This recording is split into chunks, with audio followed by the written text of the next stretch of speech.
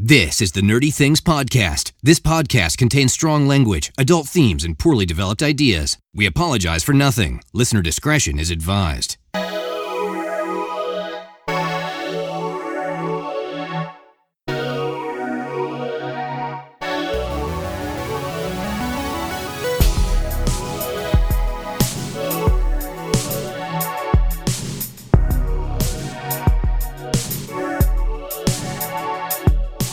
Hello, everyone, and welcome to episode 30 of the Nerdy Things Podcast.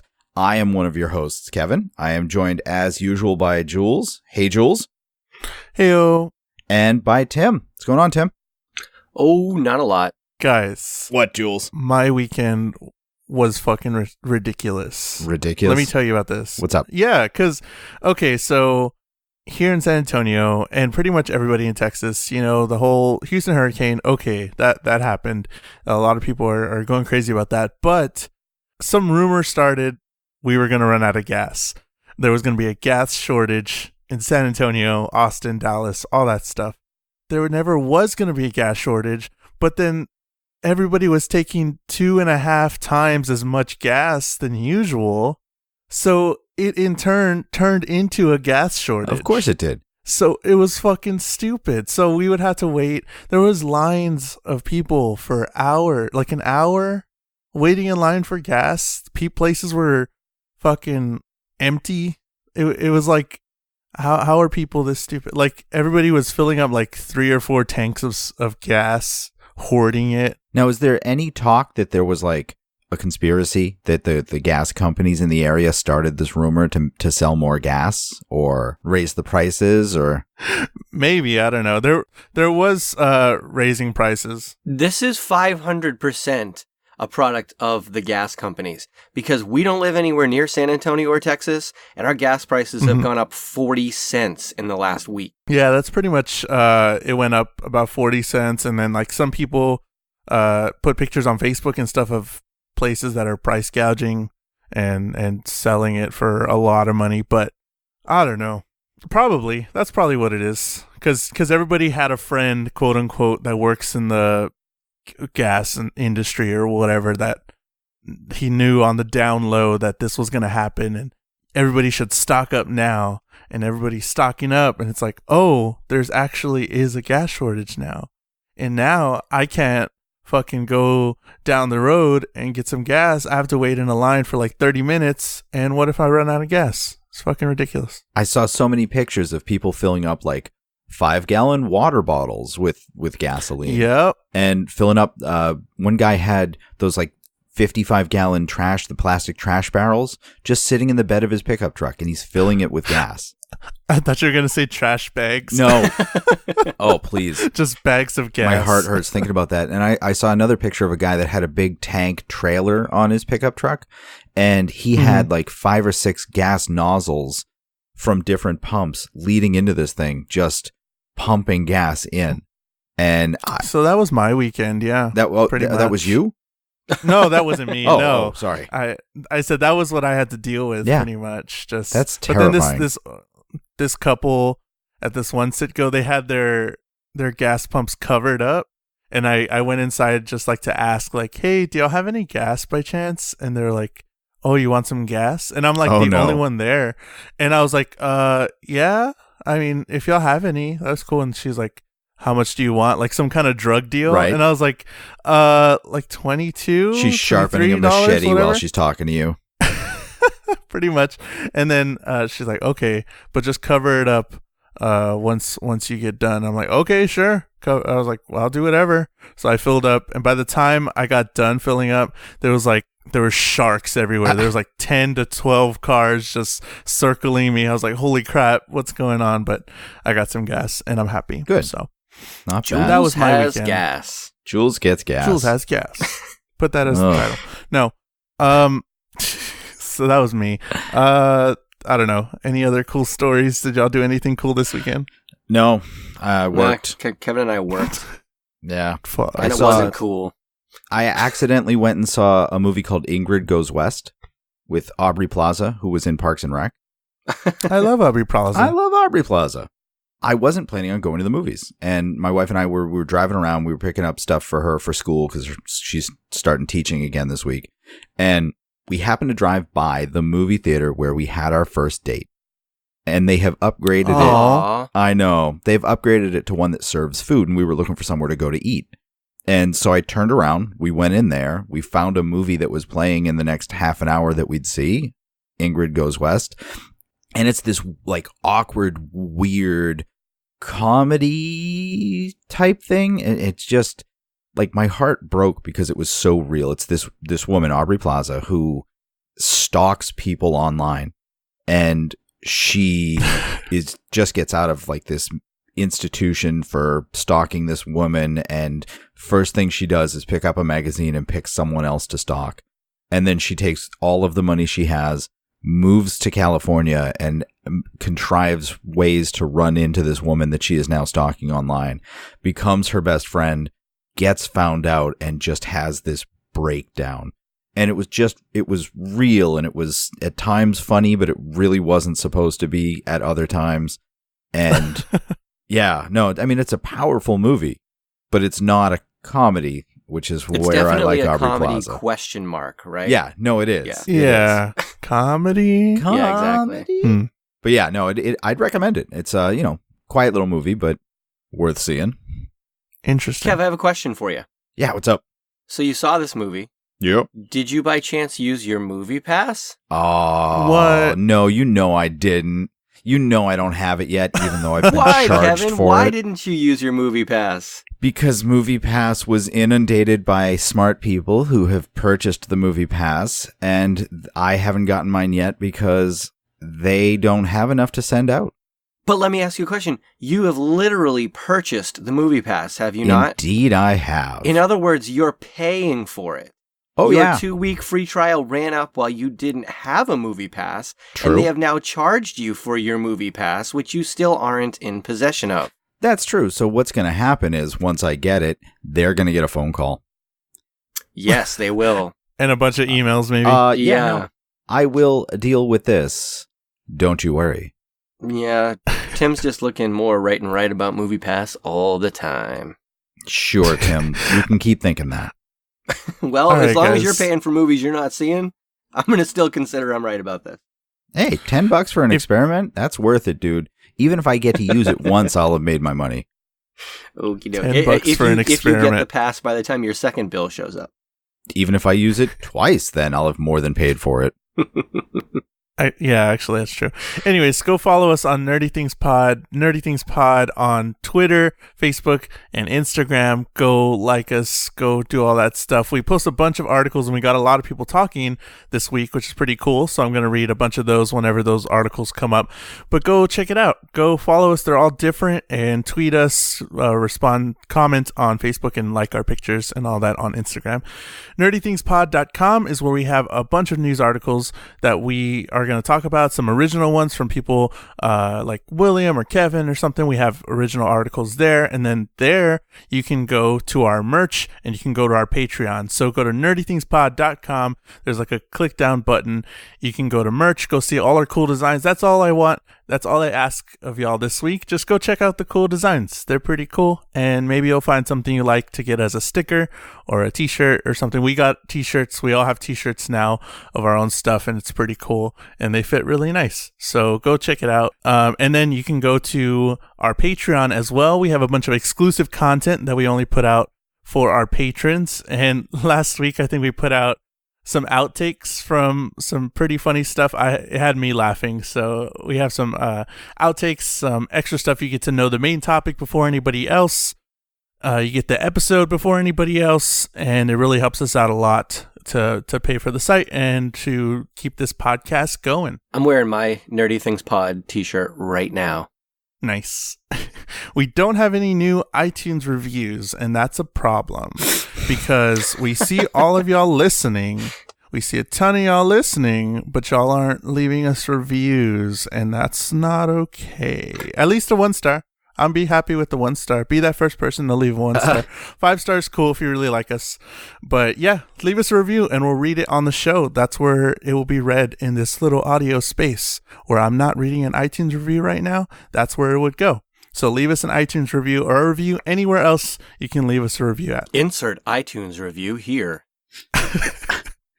That's a placeholder for when we edit that in later. Sure, no problem. There you go. Better yet, insert your iTunes review here. Yeah, just talk to yourself. Yeah, talk to yourself while we talk to you back. So if you're new around here, we talk about the nerdy news up top, and then we get into our main topic, which is cryptozoology. Yeah, I got it right. Yeah.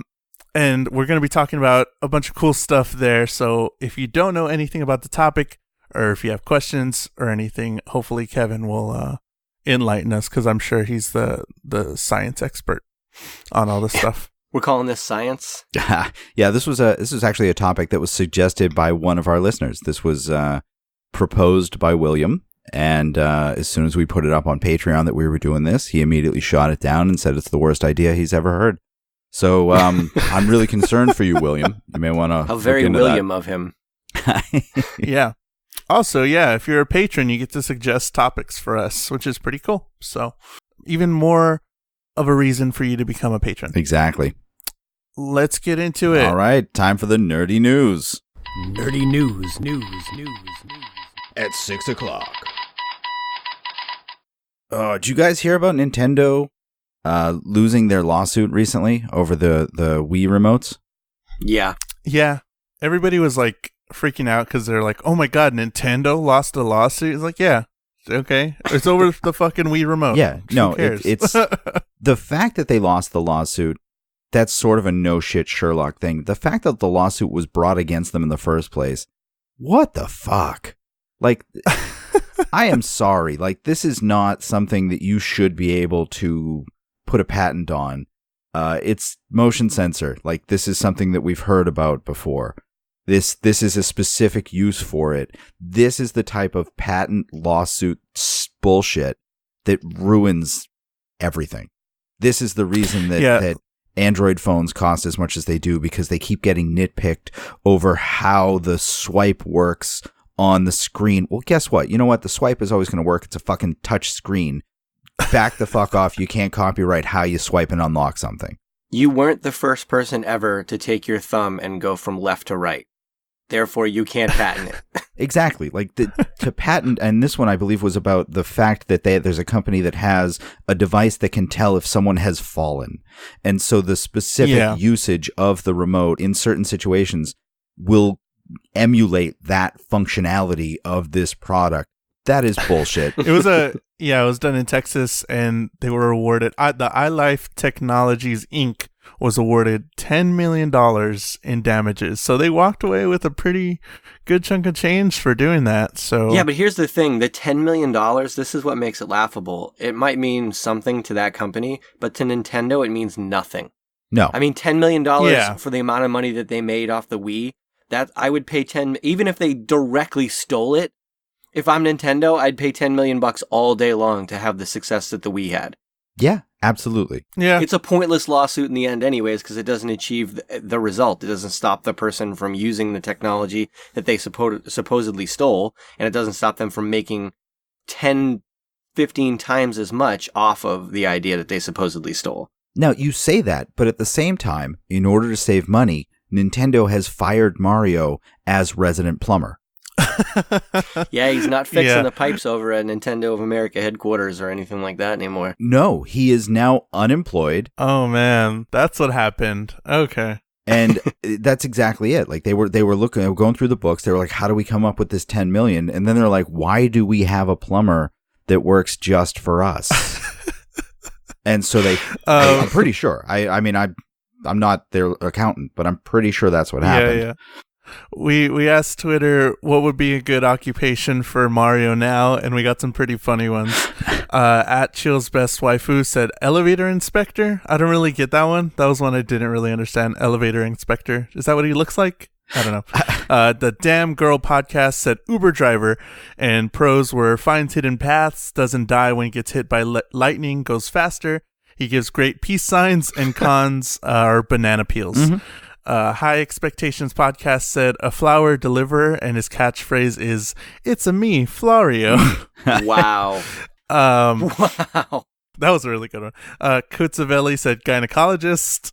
Hey Down in Front podcast said male stripper because of that mustache. And the Halloween podcast said it's freaking obvious he's a pizza maker now. Just look at him. Well, that's kind of racist, but whatever. But Wow. these were all really good. Thank you guys for responding. And those are really funny. I think the Uber driver is the best suggestion. Yeah. Yeah, because that dude would get you from from point A to point B really quick. You'd drift around some corners, maybe shoot some people with turtle shells. It'd be pretty awesome. That would be a fun ride. Well, according to his stats, he's pretty average. So he'd get you at an average pace. I'd rather have a Toad or a Yoshi. But his all-around skills are yeah, his all-around skills are pretty good. He'd get you there. There's a lot of different ways than just pure speed to get you from point A to point B. So I only had two thoughts on what he could do, and that was either that he hunts through the woods for truffles, or that he is a drug dealer who only sells mushrooms. Because that is, I mean, that's really what this dude just walks around doing mushrooms all day. So, yeah. Well, flashing forward, he'd be an excellent cryptozoologist because he has proof of all of these fantastical creatures. That is true. And he jumps on the heads of most of them. That's true. But you know what was interesting about this whole thing? The whole Mario's been fired came out of some profiles that Nintendo put up on their, I believe it was their Japanese website. And it was profiles of all the different Mario characters. And it said Mario was apparently a plumber a long time ago. Yeah. So this isn't like a recent firing. He got his pink slip. I mean, who knows how long ago? What's he been doing all this time? Is he living off the princess's money? Is that why they got together? Yes, is this that's exactly a whole it. sugar mama kind of thing? Well, have we been probably lied to for all of these years? When he was Jumpman back in Donkey Kong, he was a carpenter. Hey. That's right. And then he transitioned from carpenter to plumber. So, I mean, he's always been in the trades. And then after he got sucked down that toilet into the Mushroom Kingdom, he just hasn't really plumbed any pipes since. He's been running around, shaking people down for gold and jumping on the residents' heads. So I wouldn't be a plumber either. But he always has that sort of trade in his back pocket. So when he's around his new friends, whenever he gets new friends, because he's been hanging around with the whole crew for 20 years now. But if he ever gets new friends and they're like at a party or something, it's like, oh, we need to call a plumber. The restroom's messed up, whatever. He'll just be like, nah, I got it, guys. Check this out. And it's like, oh shit, Mario, you were a plumber? It's like, yeah, dog. Yeah, I was a plumber. That's no my better Mario. party trick than snaking a drain. I didn't know this was going to be that kind of party. You know who else was fired this week? Who? Joseph Malozzi, the creator of Sci-Fi's Dark Matter. He also worked on the Stargate TV series. I believe it was Stargate Atlantis for a very long time. Fired by Sci-Fi because basically his show Dark Matter is an acquisition and not a Sci-Fi in-house. So even though it was among the top watched shows on Sci-Fi, they have axed it because they can make more money off of something that performs less well as long as they make it from the ground up. Wow. I didn't know that was the reason. So they canceled it after 3 seasons. Yeah, he had a 5-season arc in mind. This thing ended with this giant space battle cliffhanger bullshit ending like all of them do. Because he really thought they were going to get picked up because their numbers were spectacular this season. Everybody else was down by 25%. And their show was only down 10%. Everything is down. And to have a gap like that... what does Sci-Fi have, really? No, I know. They have... Really, I can't name another show except for like... The Magicians. Face Off. Yeah, Magicians. Oh, is that what it's on? Okay. Yeah. Yeah, you really like that show, Tim. It's good. Sure. Okay. Yeah, I might check it out. But, So do you think it's going to go somewhere else, or do you think it's just done?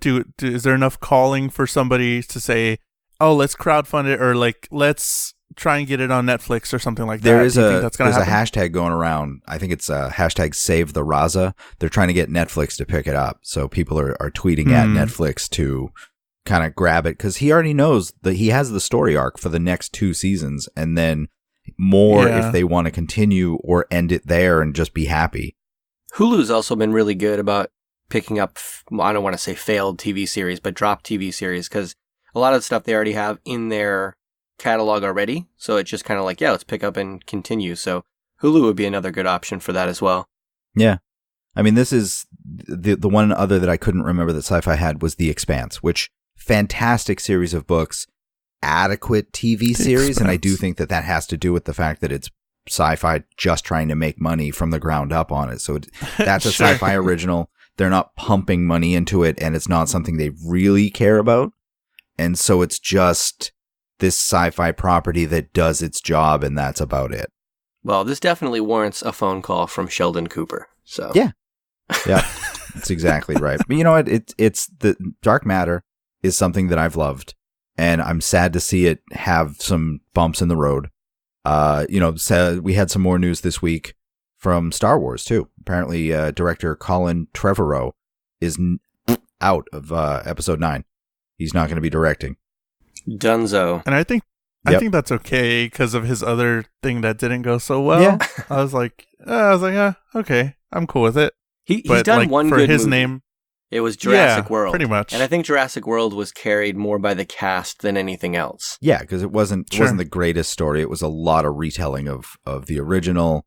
Mhm. And then he had the Book of Henry, which just fell on its face. I mean, that was a book I we heard could that have was left on the terrible. shelves. Yeah. Yeah, I didn't So- watch it, but I read an article that went through step by step the whole thing, and I'm shaking my head going, what the fuck? Right. What is this? So who's going to Yeah. take his place? What are we thinking here? I don't know. I mean, I'm really hoping for like Phil Lord and Chris Miller, because I think they'd do a fantastic job with it. I have a theory. Mm. Oh, God. What do you got? My What? theory is that they've been so pleased with Ron Howard's continuation of the Han Solo movie that they're going to put Ron Howard at the helm of the final Star Wars movie. I guess. I mean, I could see it. I would want to see what he's done with Han Solo, and I guess they have seen it. So, Mhm. yeah, I mean, if that's the way we're going, I'll give him a shot.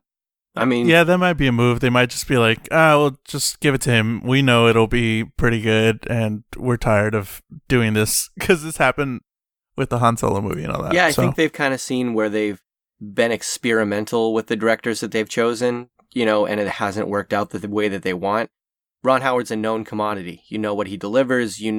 Obviously from a production standpoint, we talked a little bit about this before, where they said the directors had some issues with the scale of production because it's just so big.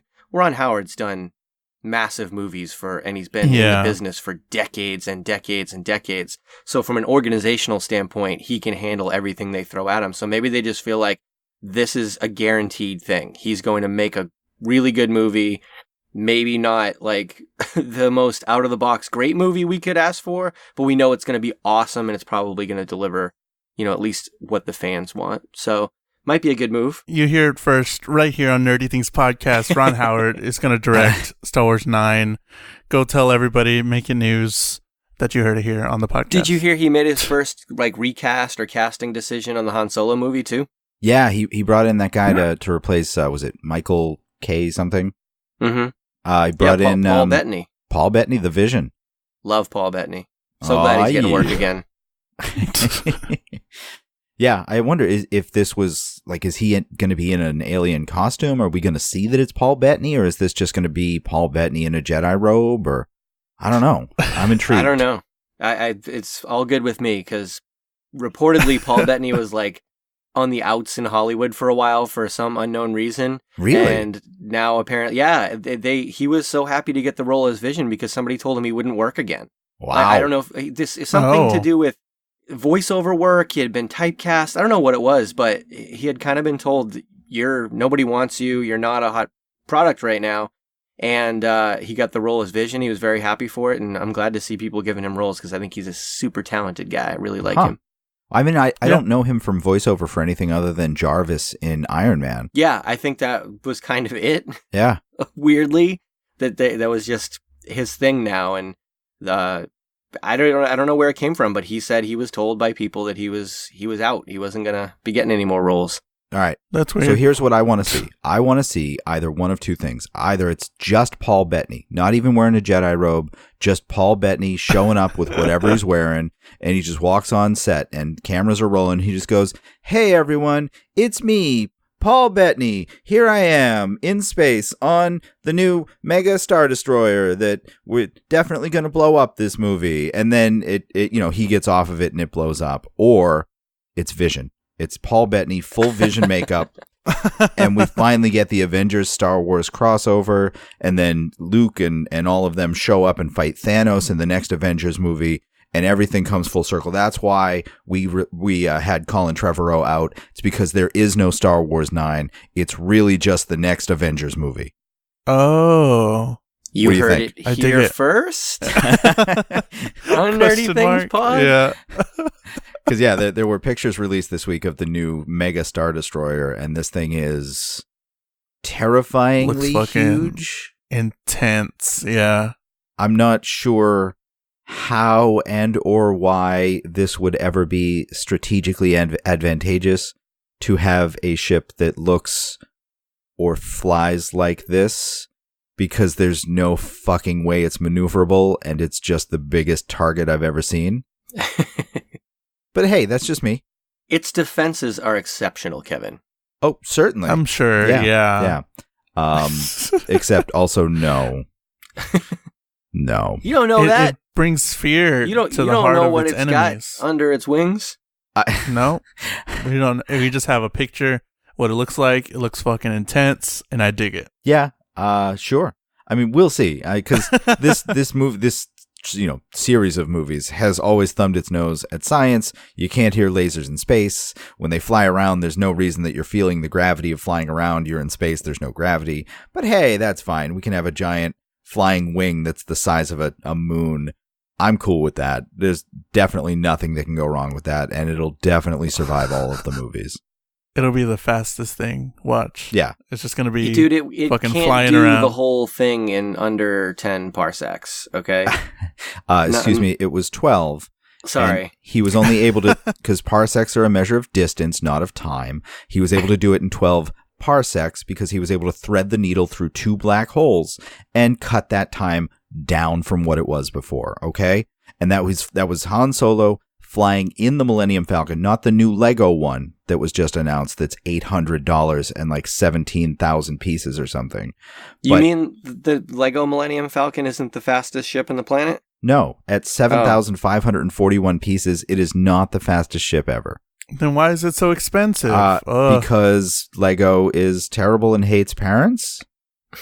Actually, Yeah, there's a maybe. big thing about Lego. Lego not lost money. They were down in sales for the first time since 2006, I think. So Really? they're restructuring.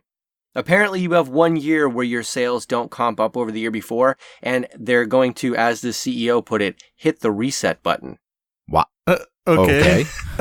So I think apparently that part mean? of this, I don't know. I have no idea because Making We're- everything's We're expensive. going back One to thing. just red, blue, and yellow blocks, and they come in 3 sizes, and that's it. Use your imagination, kids. and we're not making Throw movies all or the- video games anymore. We're hitting the reset button. All the stuff that's worked so well, we're just crushing it. I heard that and I'm like, what does it even mean? Just because like you comp up for like 11, 13 straight years. Yep. Yeah. And then 1 year you're down a little bit. You don't think that maybe the next year you might just go back up again? You know, I don't know.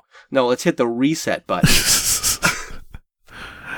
Throw out all your other Legos. Yeah. This is the new Lego. The reset button These won't means we're fit. going to sell $800 17,000 piece Millennium Falcons.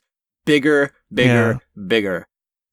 I mean, I thought it was crazy that the Millennium Falcon Lego set that I have was selling on eBay for like $650. That was crazy to me because I bought it for $200 a bunch of years ago. But $800 brand new? I'm going to have to call BS on that.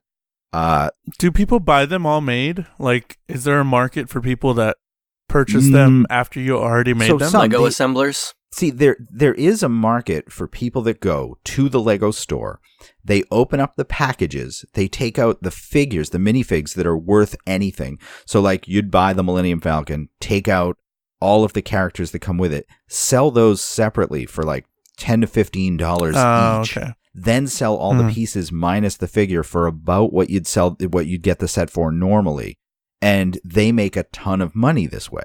Because there are people who will buy the set without the figures because they're just going to display it. There's people who just want the figures and don't want that, which is one thing I always gripe about because I just kind of want a little Lego Boba Fett.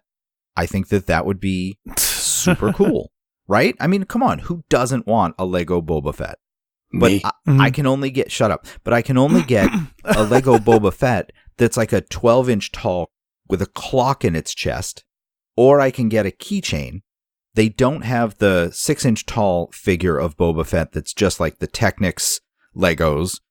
They have everything but Boba Fett. They've got Jango Fett. They've got, I don't know, Rey. They got Darth Vader, and that's like, come on, give me what everybody wants. Everybody wants this. I am certain of it. Yeah. And yet, for whatever reason, there is nothing Boba Fett related. And you can buy his ship for $300 and it comes with one figure. Or you can, like I said, buy it on eBay for $15 and then buy the other pieces separate for much, much more. You sound like every person on a product-related subreddit. Like yes. Nintendo Switch. Everybody wants a Banjo-Kazooie game for the Nintendo Switch. No, not everybody. Maybe some people, not everybody. So in the subset of people that want Lego figures that are Star Wars related, all of those people want a Boba Fett one. Yeah, I can see that. Kevin speaks for the masses, or the small numbers. The asses? Yeah. He definitely speaks with the asses.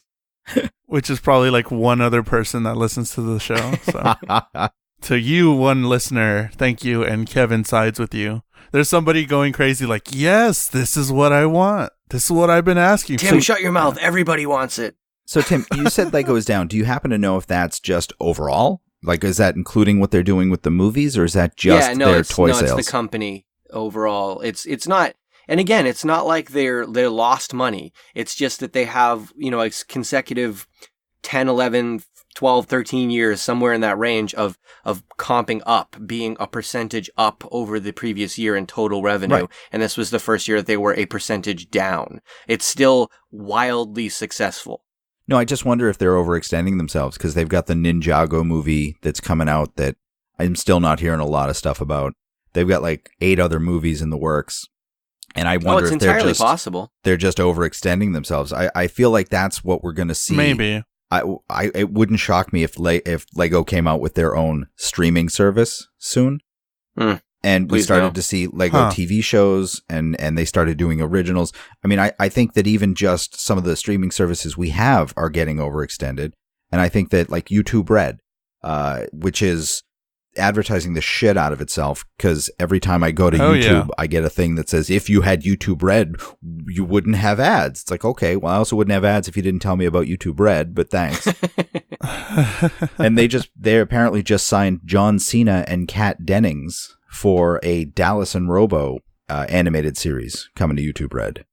So, yay? Yeah. I mean, I don't even really know what this is, but they're like, John Cena voice acting. Yeah. It's going to be great. How can it go wrong? Really? John Cena acting and with Kat just Dennings. his voice doesn't make any sense to me. His voice is the best thing about him. So that's about it. You don't think it's his body? I think some would say. If I said you had a bad body, would you hold it against me? I like Kat Dennings. She's funny, and she's free since Two Broke Girls are broke now. Yeah, canceled. I mean, she was good in Thor. She's funny, and I don't mind John Cena. I'm seeing his name everywhere now. He's just in everything. Yeah. He's in the running for the Knight Rider. He's being talked about for Shazam that's upcoming. He's this, he's that, like everything that comes up, his name is top of the list for some reason, and I can't figure that out. It makes me mad every time, too. Pretty much. The thing that got me for this one is the team that's behind it. It's got people that have worked on Robot Chicken. It's got people that worked on Archer, BoJack Horseman, which is fantastic animated. All these are fantastic animated series. So this looks like it's probably going to be up there, but why the fuck is it on YouTube Red? Because they're trying to branch out. I mean, we talked before about the Karate Kid Cobra Kai reboot, and but apparently they're doing something Step Up High Water. I don't know what that is. So what they figure right now, I think, is let's try and get people on board by going after niche markets. Like, there's definitely a group of people who really want to see the Karate Kid not reboot, continuation. Me included. I want to see that. And there's clearly a large fandom for these kind of oddball adult cartoon TV shows. Yeah. So for sure. they're like, all right, we have guaranteed audiences. People will pay some money to see this stuff. So let's get them on board, get them subscribing. Then we'll release some other stuff. Word of mouth will get out about that. More people will subscribe. So it's kind of like, it makes sense how they're trying to go about doing this. Like Kevin said before, do we need another streaming service? Like, really? No, but YouTube Red's been trying for like a year and a half, maybe 2 years, but now they just really amped it up. The first thing that I saw that I really wanted to see on YouTube Red was the Laser Team movie, which was made by Rooster Teeth and all that, and that's pretty niche. I actually did see that movie. Pretty well. Yeah, and it's a really funny movie, and like they put it on YouTube Red exclusively for a while, and it's like that was my first instance of knowing about YouTube Red, and it's like, oh, this whole service, and then nothing else really caught my eye after that. And then now they're really just hyping it up and trying to get people to pay to come to YouTube because nobody's paying and the ad algorithm is bad and creators are losing money and whatever. Yeah. But I don't know. The other side of it, like Hulu is doing good. Tim, you've talked about some of the stuff they have there. Apparently they just signed Chris Pine to play Robert F. Kennedy in a limited series. Yeah, good for Robert F. Kennedy. Like, I know he's dead, but, Chris Pine's way better looking than he was, so right? Good Look for at him. that smug face. Jesus. Yeah, the Kennedy stuff is a big thing. People love the Kennedys, even still.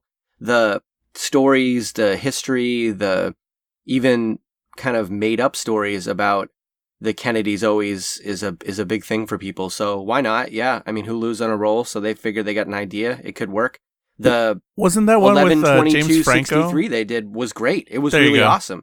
And that's fiction, of course. I think this is going to be nonfiction, but again, for whatever reason, things involving the Kennedys seem to still, after all these years, intrigue people. So good for them for getting a big, good actor to be in the series. Yep. It's should be a good thing. I mean, really, it really is. It's going to hit close to home with Boston and everything for us. So hopefully he gets a terrible Boston accent so we can make fun of him for it. Another good streaming service thing, James Gunn's Starsky and Hutch landed at Amazon, which we were talking about. Yes. Hopefully that would happen. Okay. Boom, it did. We called it. You heard it here first. Yeah. Nerdy Things Pod exclusive. No fake news here. First. Maybe you did. I don't know. If you heard it here first, you heard it here first. Tim, I mean, this is the first someone has heard of it. So whoever that person is, this is the first we're first. That's how that works. Yeah, exactly. Yep. Yeah. You can't take back your first. Oh. Which is a price we all learned. Wish I could. Early on. But that's cool. Amazon, Hulu, doing really well. YouTube Red, no. Lego, whatever it's gonna be, no, we don't want that. Just keep it to a good 3. Keep me at a good, actually 4 with the HBO stuff. Yeah. Keep me at a good 4 streaming services. I'm all good. Exactly. I'll take that. I don't think it's a streaming service that's reviving The Office. I think it's NBC. I'm not sure how I feel about that either. Yeah. So apparently it's going to be a 3-parter. They're going to focus on Michael Scott and, okay, spoilers, whatever. Michael Scott and his kids and his family now. Jim and Pam, their stuff, and Dwight's stuff and all that stuff. So it's going to be a continuation of where they're at now, sort of. And I don't know. A lot of people had some feelings about this on Facebook. I'm going to read some comments. Charlie Rios said, I asked if this is good or bad. Charlie Rios said, it's hard to tell. Alistair Forsyth said bad. Bonnie Mager said leave it be. Jacob Inyati Salsita said good idea. And William, good old William, said bad idea. So what do y'all think? Do y'all think they should do this? What's, no. I don't know. No. Yeah. We don't need to Star Wars What's the prequel point? this. Stop. They ended in a fine place.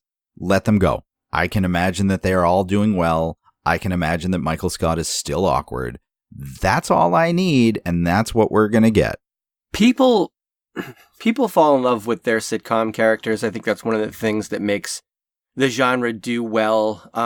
People just love the characters and they like to know what happens to them. And I think every hit sitcom always has these rumors some years later. Cheers, were they going to come back and do a reunion show? Well, they kind of had Frasier as a vehicle for that. And people enjoyed those little Ted Danson guest appearances and, Woody Harrelson guest appearances and Shelley Long guest appearances. It's like, oh, cool, let's see what they're doing. And it was, people liked that. So that was a cool vehicle to do it. But then it was Seinfeld. Are we going to do a Seinfeld reunion? It never happened because it probably shouldn't have. And Friends, and you name it. If there was a big sitcom, there was probably a call from fans to do some sort of reunion show.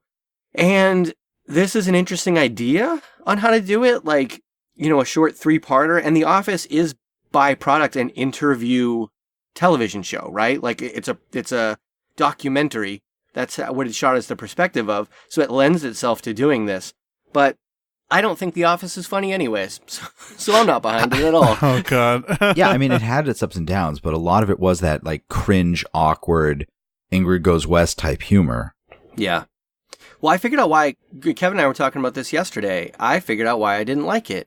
I didn't know that Mindy Kaling was one of the writers or big writers on that show. I don't think she's funny in the least at all. Oh, really? Anything she ever does. Every time she speaks, I'm like, that's not funny. So this totally makes sense to me. If this is a sense of humor that is of her voice, that makes perfect sense because I have never seen her utter a word that I laughed at. Okay. Yeah, you know what reunion show I do want? What? Even Stevens with Shia LaBeouf. Oh my gosh. No. Do you though? No, I'm kidding. No, but you know what? It would give him something to do. I mean, I realize he's in the upcoming Borg McEnroe movie, which Yeah. I'm not going to go see. But apparently they specifically came out and said that he is not going to be in Indiana Jones 5, which I am cool with because Mutt Williams was a terrible character.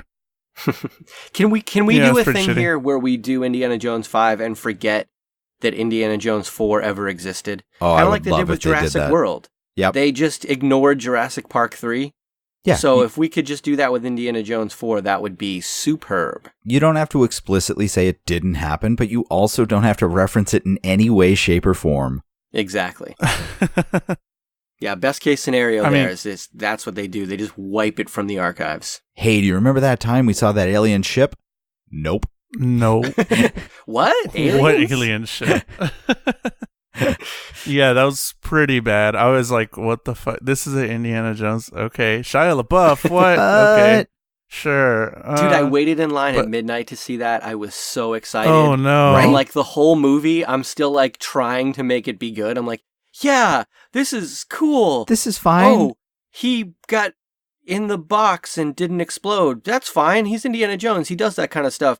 Shia LaBeouf's swinging from vines with our monkeys are helping them swinging from vines. That's cool. Aliens, dude. What the hell? What the? Come on. Really? Come on. Like I just was trying to go with it the whole time, and then it came to the end. I'm like, you guys suck. You ruined this whole thing for me. Yeah, and the super nerd in me is freaking out because the whole premise of this was the crystal skull that they found. And crystal skulls are a real thing. Like there are these skulls that conspiracy theorists think that couldn't have been carved by the people that carved them when they were carved. And so it's this whole alien, Anunnaki, monatomic gold, lizard people type thing that gets put together and conflated with it when really it just... They could carve it and then just time happens and it gets really smooth, folks. That's how this works. But the skull that they had for Indiana Jones 4 was this weird elongated alien skull. And it just shows me that you'd really, like, if you're going to play with this, if you're going to skirt the edges of what people know and believe, then do that. Don't take part of it and be like, look, we know the word, but it's totally different.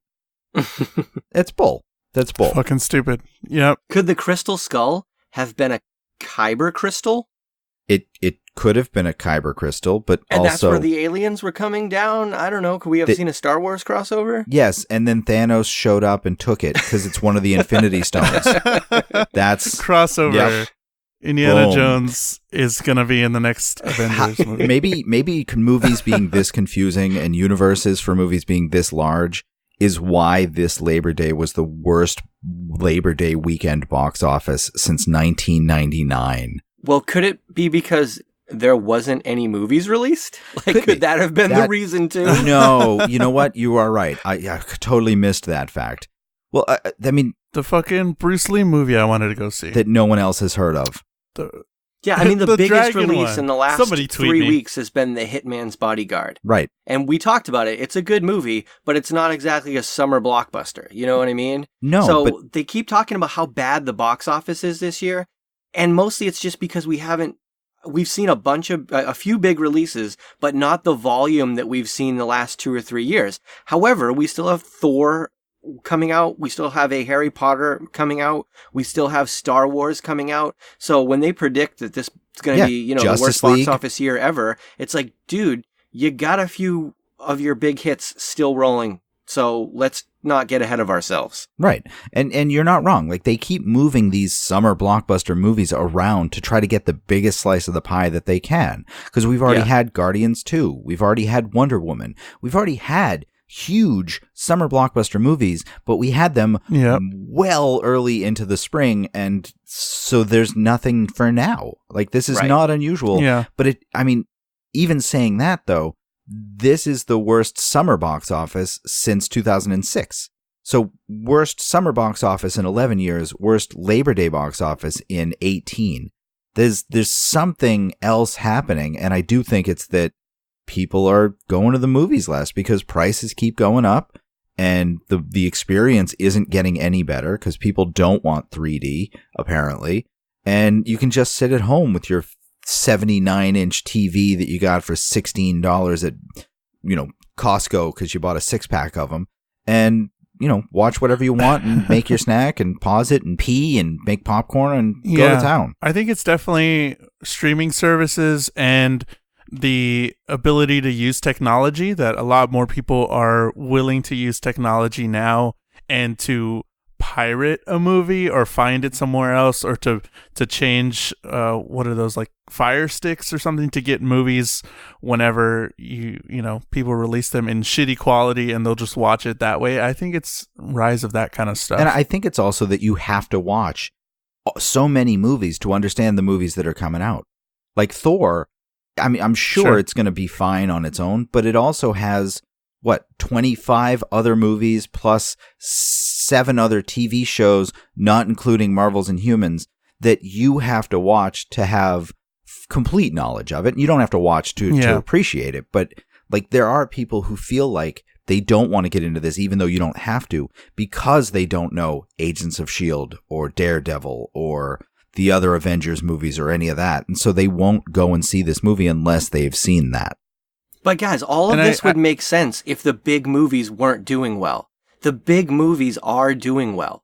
When they make a good big movie, people go to see it. The Marvel movies still crush it. Wonder Woman was the highest grossing movie with a female director ever. You had Spider-Man that did really, really well this year. Go back and look at all of the big hits. Baby Driver did really well this year. The thing that's different between this year and last year last year was Jurassic World, right? Or was it the year before that? I don't remember anything prior to 2015. today. Okay, you have to have some sleeper hits. Like when Jurassic World came out, nobody expected it to be one of the highest grossing movies of all time. Fast and the Furious with Paul Walker came out that same year, which I believe it's 2 years ago.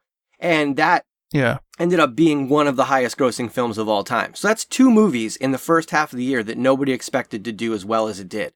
But that goes to prove that when you make a good movie, people go to the box office and see it. Fast and the Furious earlier this year did really well, and that's a continuing franchise. If people weren't seeing the big movies, all of what you guys just said would make sense. But the problem is they are. What's going wrong is that there's not the volume of them so far this year. There's not as many of these big hits, and the ones that are mediocre or in the middle are not that good, and people aren't going to see them.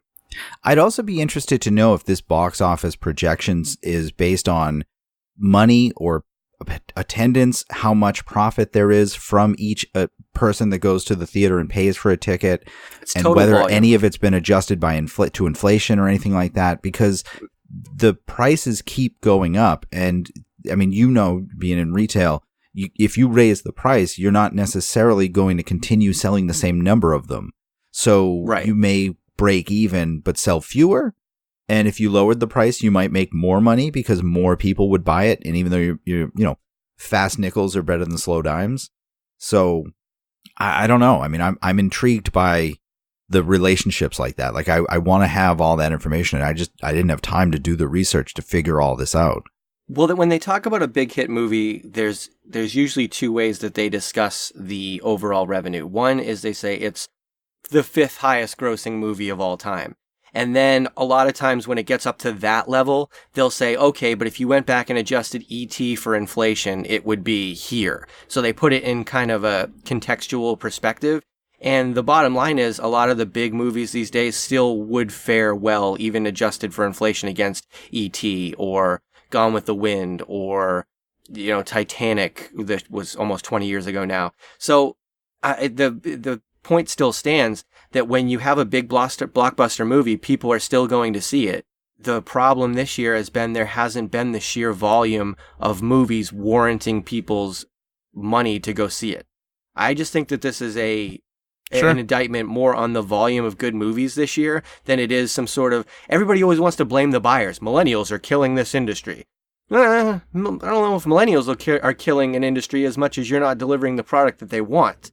So it's the same thing with movies here. I don't think that, outside sources and streaming services and, a person's lack of wanting to spend the money is killing the movie industry.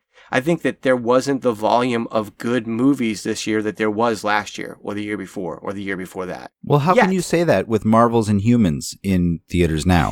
It's my point. I mean, you're making my point. I mean, this is exactly what I'm talking about.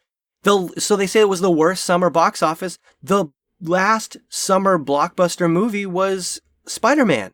Yeah. That came out pre-4th of July. Yep. Baby Driver came out in June. Like, there was nothing. And then Wonder Woman came out in June or May.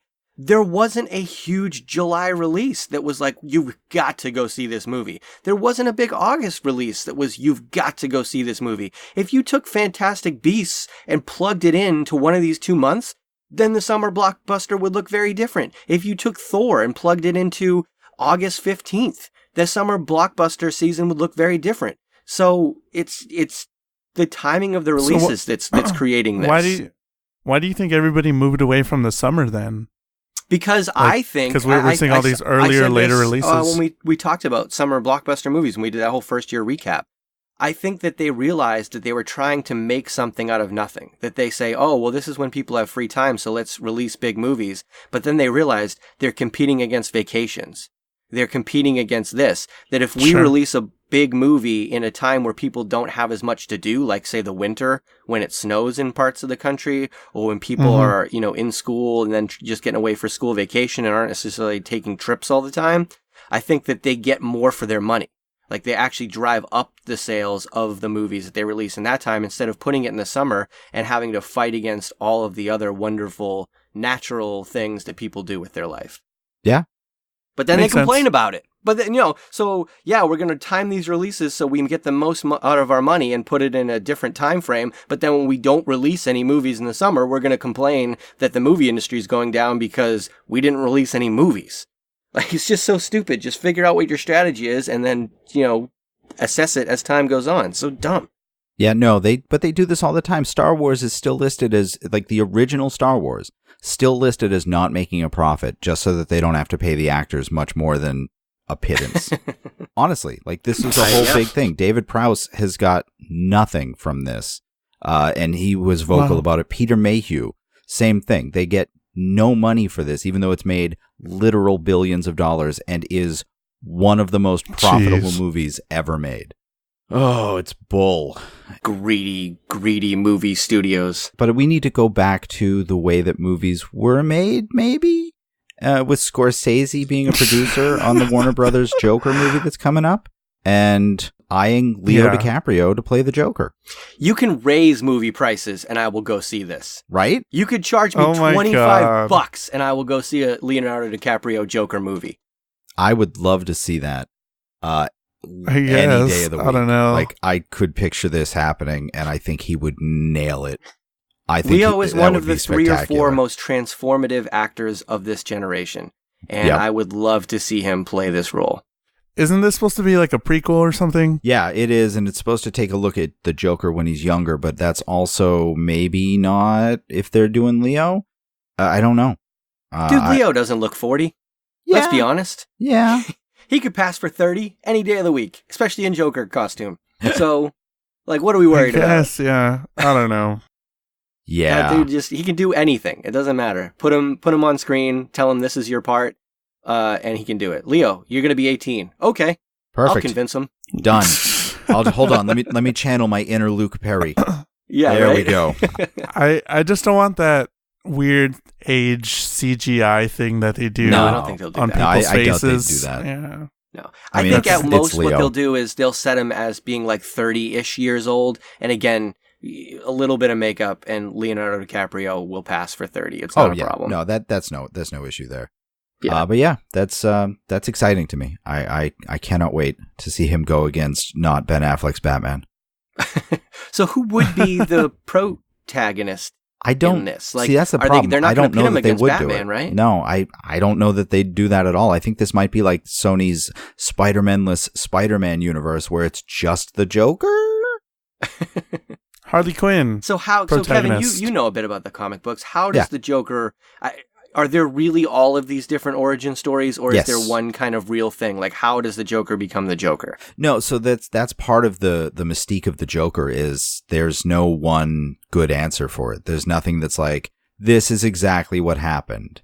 There's many stories throughout, but Batman's been going on for so long that they've changed it so many times. It used to be that the Joker was Joe Chill, the guy that shot his parents, and then it was not Joe Chill. And I think right now, and last I heard, because I don't read DC Comics if I can help it, but the last I heard was that in the new series of DC Comics, there's actually 3 different distinct Jokers, and they all hint at different origins, but you never get into exactly what's going on with any of them.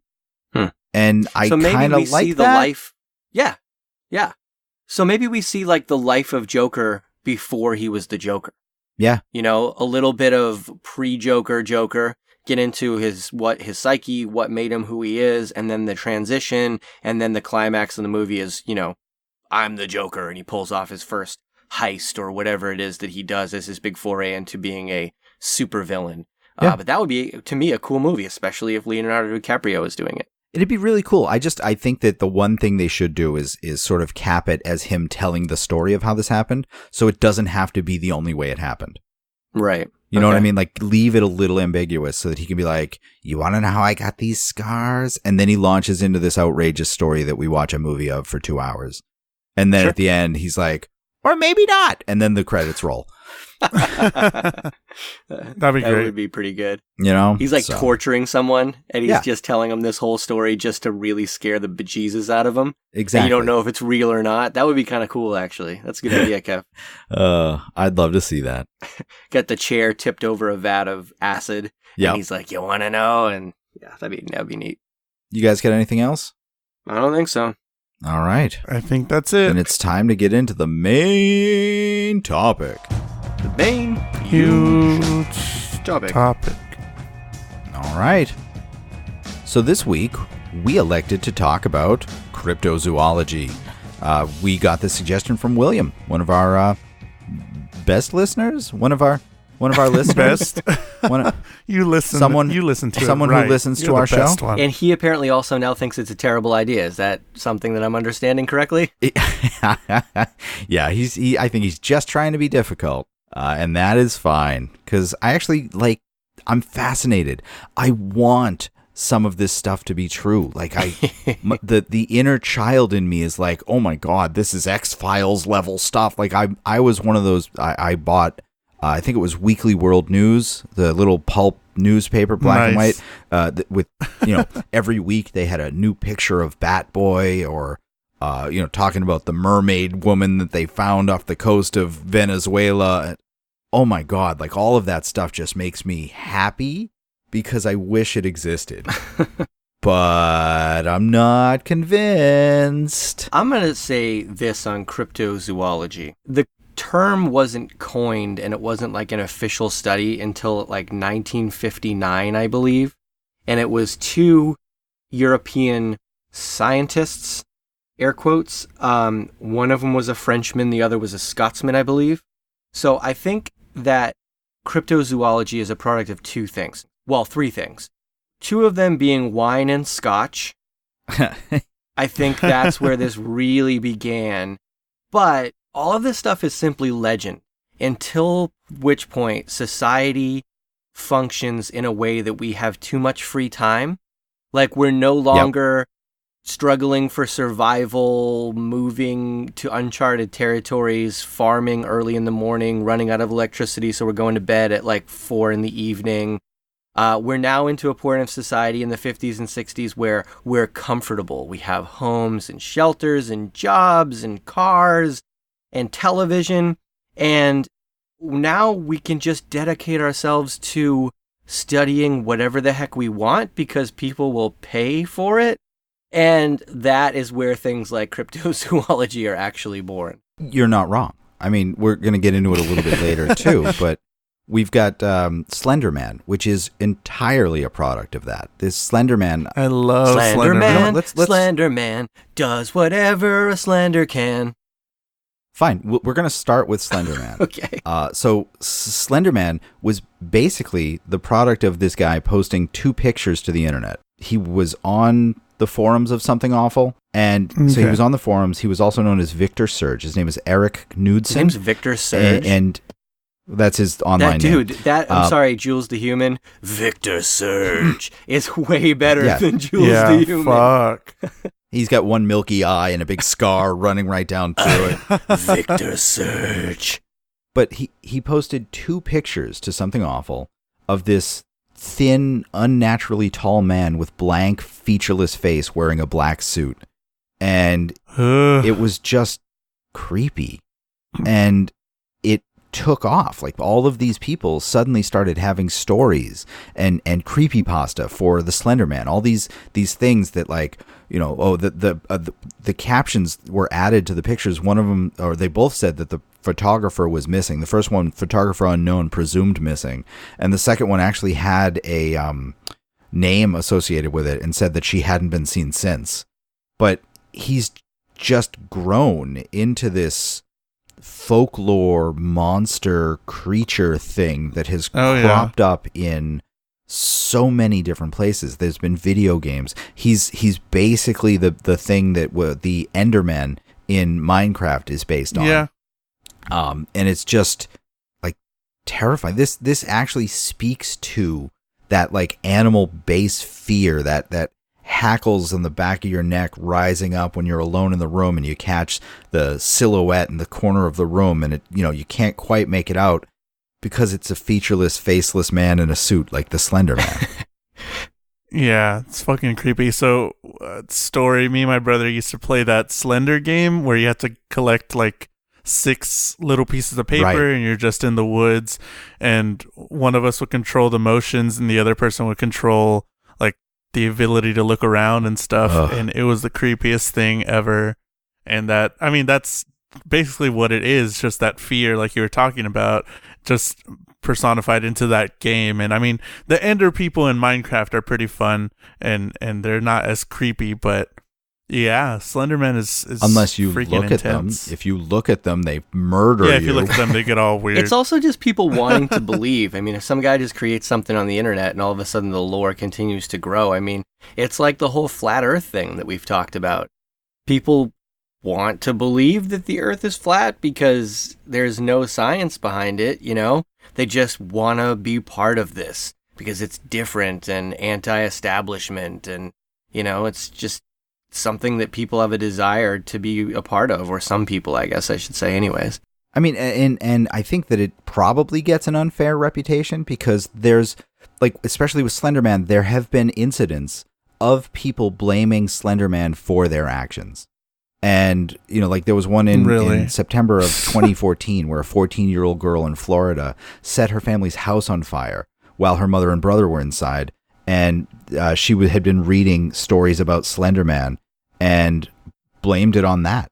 She was, this was the whole impetus for that. And there have been other things like that. There was a 13-year-old girl that attacked a woman, her mother, with a knife. And they had, you know, she had written all about Slenderman and it became this like compulsion in her. That's not right. Like, that's mental illness. that is going to manifest itself in some way. And so it's not just Slender Man that's doing it, but it has become the outlet for that. That's the face that these people are putting on the voice in their head that's telling them to do things. And that's a creepy thought in and of itself. Yeah. Yeah, I'm looking around my room because I'm the only one here right now. And it's pretty creepy. Let's go to something fun like Bigfoot or like the Loch Ness Monster. Let's talk about Bigfoot. Oh, I love Bigfoot. Because he was probably the one that started it all, maybe. Well, I mean, he's the pop culture one that started it all, the or has popular been one, the face man for it, I guess you could say. So Bigfoot is the name that we have that applies to a lore that exists. They have studied this, not from obviously there's massive organizations of people that possess and distribute massive amounts of money to actually trying to find Bigfoot. But there's also been a lot of study about the lore of it and the origins of it, just from a sociological, standpoint, which is real science, And every continent, with the exception of, I think it was Antarctica, has in their history a culture or cultures that present a story of Bigfoot. They have a different name for it, some local word for it, and the descriptions vary, but every culture across the continent has this story. And that's weird. Like, how crazy is that this exists in the minds of people all over the world that were like unrelated to each other? That's crazy to me. But it's most notably in the Pacific Northwest of the United States. That's where Bigfoot comes from, and that's where they got their name. It was originally an offshoot. The Sasquatch was an offshoot of a French word because it was a Canadian or pre-Canadian, tribe of people that first had the biggest kind of cultural significance surrounding the Bigfoot. So yeah, I mean, he's known as the skunk ape, and you'll have to excuse these pronunciations, but the Yeren, the Yowie, Mande Barung, Orang Pendek, a Yeti, and a Barmanao. I mean, you're right. This is sort of pervasive. This is like bow and arrow, which sprung up at about the same time everywhere around the world. So, like that, is there a basis for this, or is this just sort of the base fear? Bow and arrow is one of the simplest tools to make, so it's not shocking that it would pop up everywhere. Is this just base animal fear, or is there something to this? Like, I have you guys seen the Bigfoot footage, the Roger Peterson footage? There's a video of it on YouTube. Yeah, the Patterson, the infamous of him walking through it. Yeah, I don't know. I mean, I think it is kind of just a base fear of humans, of a slightly bigger human, a slightly more quote unquote manlier human, hairy ape sort of looking us out there. And I think that's just sort of, something that can kill us, quote unquote, that's sort of similar to us. I think that's just sort of something inside of us that we all just kind of fear somewhere primal, that there is a version of us out there that's like this sort of Bigfoot thing that we've made. But I don't know, maybe there is one or two out there. There's people that sure claim there is. I mean, I think I even saw like some websites where they're living, or like, family, quote unquote, families of these creatures living there. So I don't know. Yeah. No, I think it would have found them. We found them. Yeah, that's the thing. I mean, I think it does speak to kind of a primal fear, because if you look at so many of these cryptozoologic, if that's a word, zoologic animals, creatures, beings, so many of them are human in their likeness. And I think it's almost kind of a fear of where we came from or what we're capable of, in that it's, yes, bigger, hairier, stronger, but it's also a primitive being that works off of instinct and just sheer desire to kill or whatever. And I think it's almost the fear of what's inside of us, that there is a certain animal instinct that humans have, that we have reason to get past that. But when reason goes away, what are we capable of? And I think maybe at its core, centuries ago, that's kind of where this comes from, and where they created this story to almost scare other people, because it is one of our greatest fears. But from a scientific standpoint, yeah, it's easy to say there's one or two of these, but if there's one or two of them, how are they having more? Right. Where are the They would have died out. babies? Their lifespan would not be hundreds of years. Right. And it also seems like it would be kind of loud reproductive activity, so that would make them easier to find. Maybe I'm thinking into this too much, but yeah, I mean, the fact that there is literally not a scrap of actual evidence in possession of anybody anywhere kind of tells you that this is something that people want to believe in / don't want to believe in at the same time, you know? This could be, I mean, evolutionarily beneficial for us to have these creatures in our brain, because when we were millions of years ago, Neanderthal, worried about Cro-Magnon attacking, what do you think that is? A less advanced, bigger, hairier version? Nailed it. That's exactly what this is. Yeah. So that fear is what kept our species alive, and it just hasn't gone away. But it's also, this could be an extension of the folklore for everything from that we've ever had. Like, this could be either, you know, a cover for, or the reverse is true, that religion is a cover for this, because this could be the demons and the other creatures. Like, this is all just the same type of thing. And I think even that's transmuting into aliens and things like that. So we have this sort of general fear of other that we're fighting against, and this is how it manifests to some people is Bigfoot and Slender Man. To others, it's aliens and you know, monatomic gold and flat Earth, and it's angels and demons, and it's all of this other stuff. But it all stems from that same: we're afraid of dying. We're afraid of dying to random BS.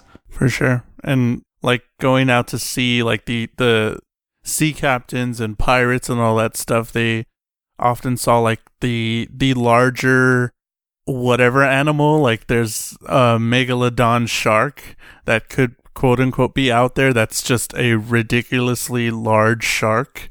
Or, you know, going the other way where they saw mermaids trying to lure them into the water and things like that. Just kind of that fear of the unknown and the fear of, you know, dying by something crazy. I don't know. And, you know, that's the thing. Before we had cameras and before we had the ability to record this stuff, you see a whale and it's thinner than any other whale you've ever seen, and suddenly you're thinking, oh my God, that's the largest fish I've ever seen.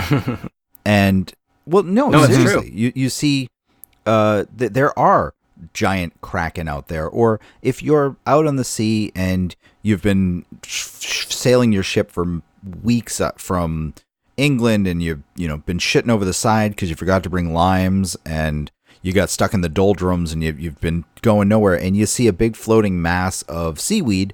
Are you going to say, hey, that's a big mass of seaweed? Or if it looks vaguely like a creature, are you going to come up with a story to entertain yourself or hallucinate it? Either way, sure. I mean, that's certainly going to help you do something like that. Because, like, the Loch Ness Monster.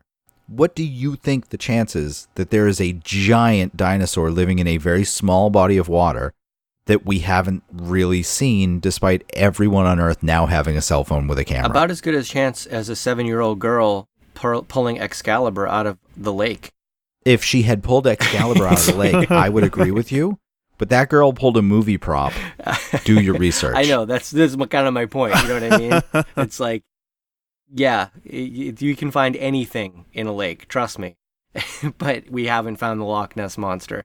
Mm-hmm. So yeah, I mean, the thing is, there are people that still point to videos and pictures of the Loch Ness Monster and talk about how this is proof that it exists. Like there was the surgeon's photo from 1933 that launched the Loch Ness craze, that has since been proven to be a cardboard cutout and a toy submarine. Well, see, I think the belief in the existence of these things has evolved over time, because now I do think it is a product of too much free time, and people just want to, fill their minds, fill their time with certain things, and some people want to be scared. There's not enough fear in their life. I don't know. They want to believe in the mystical, so these are the things that they come up with. But the origins, I think, go back to, you were talking about, Kevin, about fear of death or wanting to create villains. But most of the lore of these, like if you look at Bigfoot, like I said, those stories exist on almost every continent.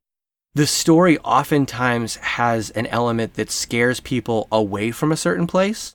Yep. Or that tells children, if anybody who looks at it dies, so don't go there and don't pay any time at this place. A lot of it is a story created by someone to scare someone else to keep them from doing something.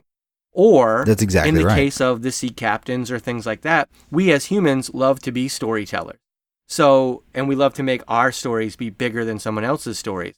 And it builds us up. So if you go out to sea and you come back and you saw that creature, well, you've got a bunch of people on your boat that also saw that creature. So if you tell a story that can contextualize what that thing that they don't know is, they're going to go along with it because it makes them look like, wow, this toughest guys out in the sea saw the biggest creature and they survived to tell the tale. Or I started to climb Mount Everest and we saw the Yeti, which is where the Yeti came from. That the whole story of the Yeti wasn't a popularized thing until bored Westerners came over and started trying to hike this mountain. And they had to come back with stories. I totally that made would have been able better. to climb it, but that Yeti scared me off. I mean, he was terrifying. So, it's always a product of wanting to make yourself seem bigger than you are, wanting to scare other people and keep them from doing other things that they shouldn't be doing, and this is the best way to do it. Or, you're just bored. But we love to come up with the stories that kind of build off of what we know are our biggest internal fears. So it's just really interesting to me that these are all devices for something, in my opinion. I'm calling it now. The Yeti is real. It's guarding a cave that has a crystal skull, but it only has one arm because Luke cut it off. And Thanos is going to show up and take the crystal skull as one of the Infinity Stones. Boom. It's all connected. No, dude, you're wrong. Whoa, the Yeti's Avengers been banished there crossover into the real by life. the Monster Corporation. He wasn't, was he? Oh, yeah, he was banished there. Yeah. Oh, so yeah. that's what he's that doing. That poor guy. There. He was so sweet. He was sweet because he's right down the hill from a village. He didn't kill any people. He had every opportunity. No. He just kind of minded his own business. The village was right down the hill. I know. So, Jules, I wanted a little bit of input from you only because I was reading something earlier and it didn't make any sense to me. Have you heard of El Chupacabra? Yeah. You have. So I've heard about it. What does its name mean? Goat sucker? Goat sucker. Okay. Because I read an article about El Chupacabra to brush up for this so that I could speak as if I sounded like an expert. And it was talking about how its name was, a lot of Spanish words are just two words put together. And it had a bunch of things that are examples of that. And it was like, and it's just known as Chupacabra sometimes. But it never once told me what the two words that went together to make El Chupacabra were. Yeah, chupa or chupa is to suck, and cabra is goat. See, I got the goat part of it, and I haven't taken Spanish in 15 years. But yeah, no, it was just weird to me that this article went all this way to come up with like 6 examples and never once told us what the one that we were talking about was. Everyone beware the goat sucker. Yeah, it's mostly in West Texas that they, claim, West and South Texas that they claim to see this thing. It's just like a big dog, a big hairy dog with red eyes or something like big, whatever. Yeah. There's like a bunch of like Mexican stories like that that just kind of, again, scare people from going to a certain place. Yep. I mean, this isn't that old either. This started basically in 95 in Puerto Rico. But it's essentially also the story of the Jersey Devil from New Jersey. Same type of thing. Glowing eyes, creature, sometimes 2 legs, sometimes 4, hiding in the woods, eating goats. Toothless, on skates. No? Okay. What? Hockey. I don't know if those last 2 are. Hockey. The New Jersey Devils are hockey players. You're absolutely right. No. Except they're imported from Canada, not Puerto Rico. So tell me more about this Jersey Devil, Kevin. The Jersey Devil itself it basically is El Chupacabra that's been Americanized. It is located around New Jersey, and it is used in the same way. It's from same type of folklore. This one here, the Jersey Devil, it's said to inhabit the Pine Barrens of southern New Jersey, and it's a biped with hooves. The Jersey Devil generally is a little bit taller than the Chupacabra, but it is no less terrifying. See, these looks like are a two-legged winged goat. these are the ones that fascinate me. Like, we have these big human-like creatures. We have the Loch Ness Monster. And then we have, like, Chupacabra, the Jersey Devil, the Jackalope. You know, it's like these things are terrifying little critters. Yeah. Well, I mean, I just people see like something in the woods, just something there. They picture their own figure in the dark, or they see a dog as something much bigger than it actually is. And, well, I think the Jersey Devil actually wow. came before Chupacabra, and I'm pretty sure it's based on like a wyvern, which is another creature from myth, and it's been around forever. Harassing families in that area, according to myth. But it's a two-legged dragon with a barbed tail type of. That's a wyvern, but I don't know. Just weird that. I mean, this is not farmland. This is not woods. This is Jersey. You really think there's a dragon living in New Jersey?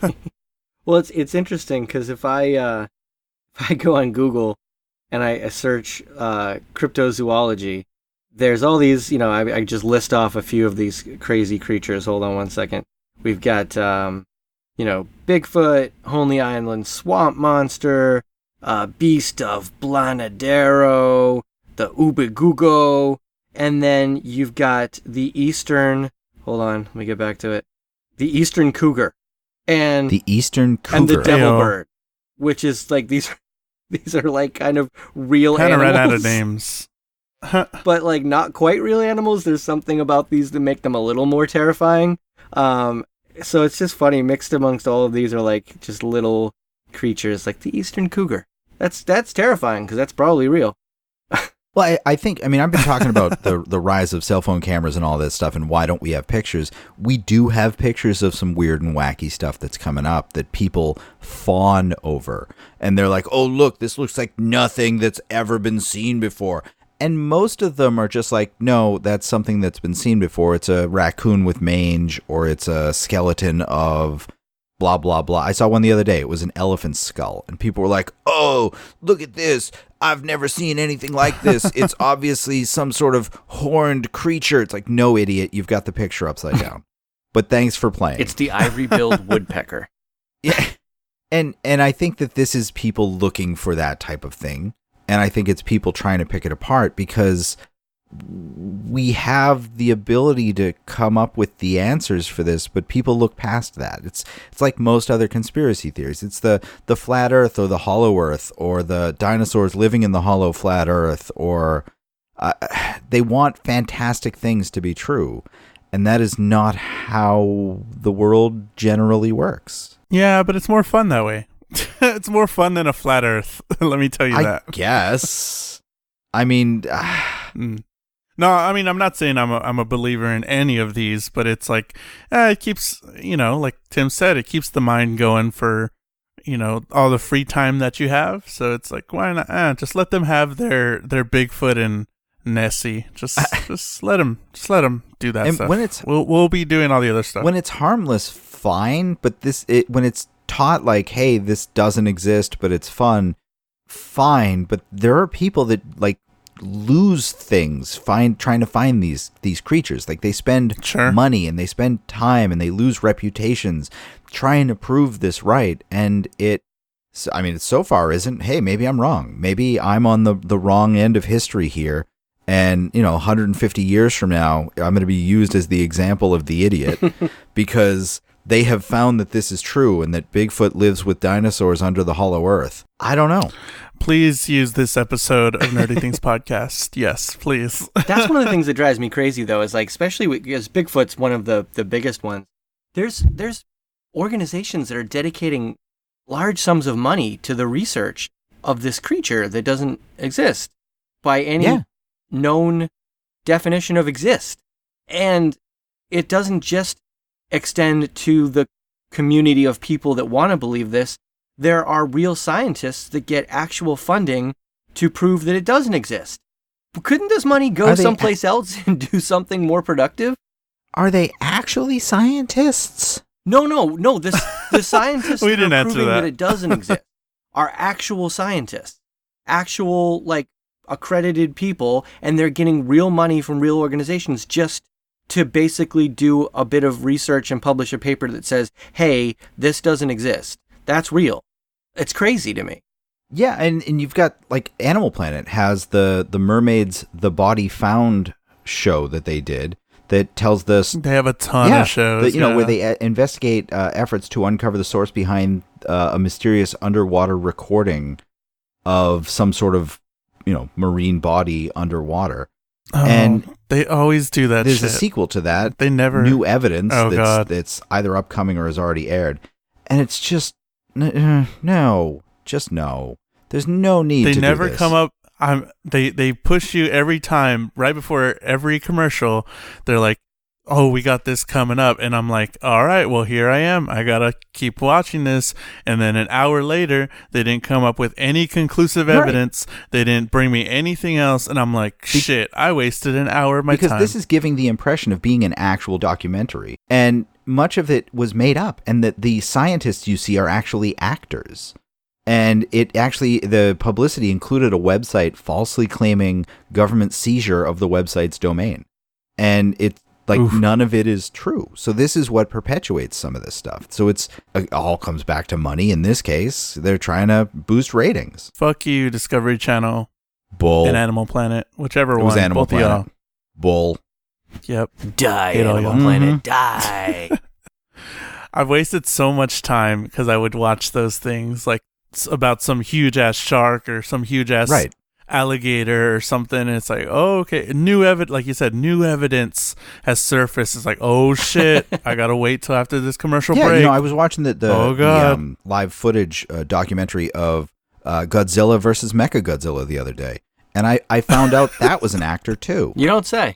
Yeah, was it a movie? Oh, no. Weirdest thing was really? Yeah, it was a movie length documentary, I assume. Feature-length documentary. All right. Is there anything else you wanted to touch on?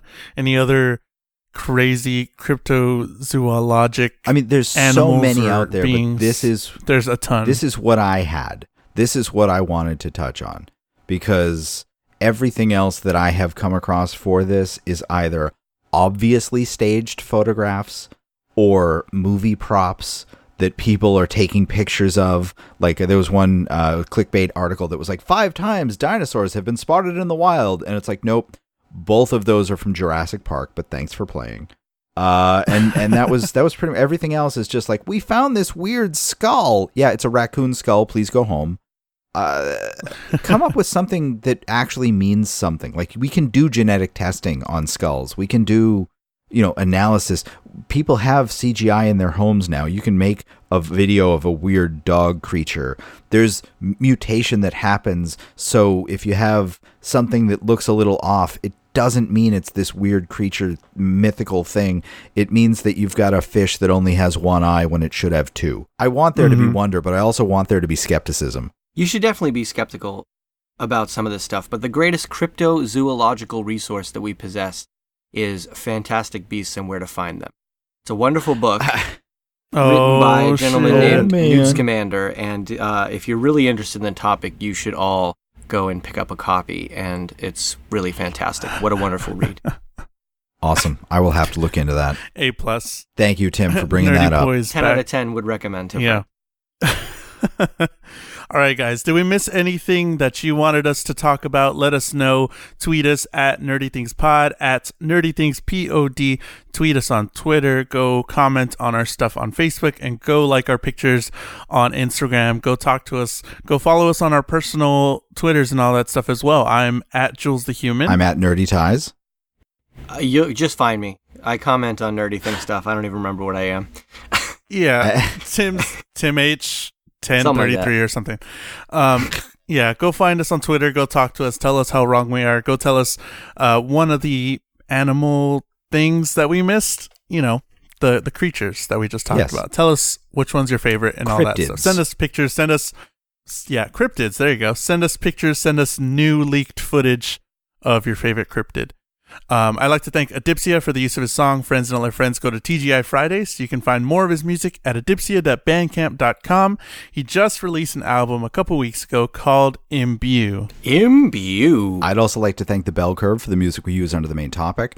I'm going to have a link in the description to their new music video that just went up on online. Cool. And like I said before in the beginning, go to nerdythingspod.com if you want to become a patron, get exclusive content, get the episode before anybody else. Go to nerdythingspod.com as well for merch. Go check out our designs and all that stuff, and leave us an iTunes review so we can read it and you won't make Kevin sad. So do all that cool stuff, and we'll talk to you next week. Sounds good. Thanks, everyone. A little later. See ya. Bye.